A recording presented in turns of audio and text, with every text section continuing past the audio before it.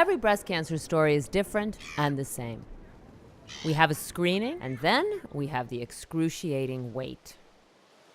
I was waiting for the results of my biopsy on the beach, and it was a beautiful day. Then I saw my internist and my gynecologist walking towards me. They're actually two of my best girlfriends. They were arm in arm, and I knew because they had their doctor smiles on.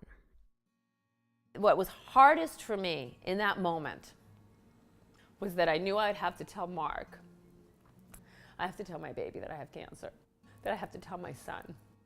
I was so scared to tell Mark because it resonated with me losing my mother to cancer also when I was in my 20s. I said goodbye to her the night my water broke, and then she died 5 days after he was born. I was crying, I was so scared. And my friend Elizabeth, she took my face in her hands and she just looked me clear in the eye and said, I know. And so she's a cancer survivor herself. Hearing that from her, it was wonderful because I didn't feel alone. I made a conscious decision. All right, even though I don't have a choice about what's happening to me physically, but I absolutely have a choice about how I'm going to handle it emotionally. And I am choosing to stay strong and to stay positive and to look for the silver linings. What do you wear to the breast surgeon? What do you wear? I'm going to wear my normal clothes. I'm just going to be who I am. And I put on this t-shirt that I have from Uplift Studios where I work as a personal trainer.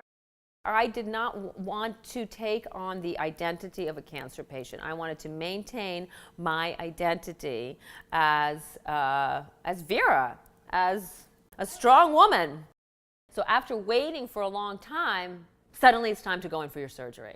And they open the doors and you go into this room. And then there's this table in the middle of the room. And they're like, okay, climb up on the table. And I climbed up on the table and I was like, suddenly I felt really alone. What I was afraid of was that they were going to find cancer that it had spread to my lymph nodes. And so it actually had spread to my lymph nodes. I remember just being pissed. I remember being like, what? Really? And I was just like, ah. Like if I had gone for a mammogram, 2 years before, probably wouldn't have. So I was angry. I was angry at myself. I'm still angry at myself about it. I'm going to start documenting this experience because I'm going to do something with this. I don't know what I'm going to do, but I'm going to do something with this. I knew I needed to start writing about it and photographing it. I started asking people to take pictures of my surgery. I thought, there's a value to this being photographed because other women might want to see that it's actually a very clean surgery. So my next appointment was to meet with my plastic surgeon, Dr. Choi. I was still very much in the frame of mind of, I really don't care what it looks like, it doesn't matter. And she just very, very kindly, very patiently said to me, but you know what? You will care what it looks like. And we're going to make you beautiful.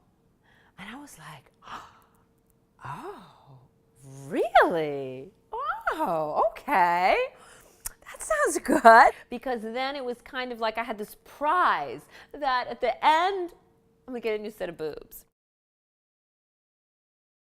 So it was really seductive, the thought of not having to do chemo. I could just go get a boob job, and that's it, and be done with it. And then, close the door, and cancer's over, and this was just a blip, and onward. And, and I'll change my diet, and I'll eat even more kale, flax seeds every day, I'll just, holistic approach, and I'm gonna be fine. I woke up, like in the middle of the night, like 3, 4 o'clock in the morning, and I knew, of course I'm gonna do the chemo. Of course I am. Who am I kidding? I can't live with that monster in the closet. And you know what? I am so glad I did it. I couldn't wait to get back to work after my surgery. Right away, I took my shirt off. I showed all the women that I work with my surgery. I've been showing them my boobs all the way through.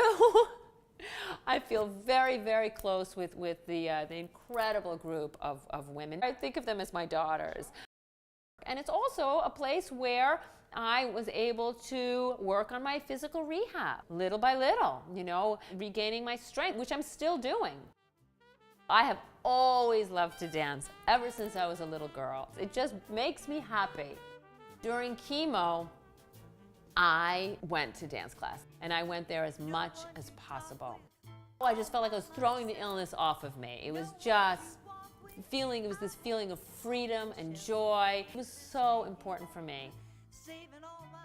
As a personal trainer, I spent a lot of time thinking about the body, really like not ignoring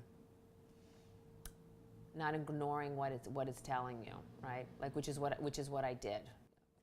So fear is huge, and fear makes us do stupid things, but more importantly, I think fear stops us from doing good things. I think fear cuts us off. During this past 9 months that I've been struggling with breast cancer, I have met and spoken with so many amazing and interesting women.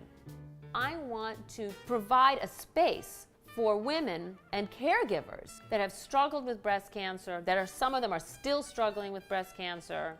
I want to provide a place where they can share their stories for the whole world to hear, so that we don't all feel so alone, With our diagnosis, we don't feel so alone when we're going through chemo. But you need to hear from other women how they got through it. You need the support and you need the advice. Life is not about waiting for the storm to pass.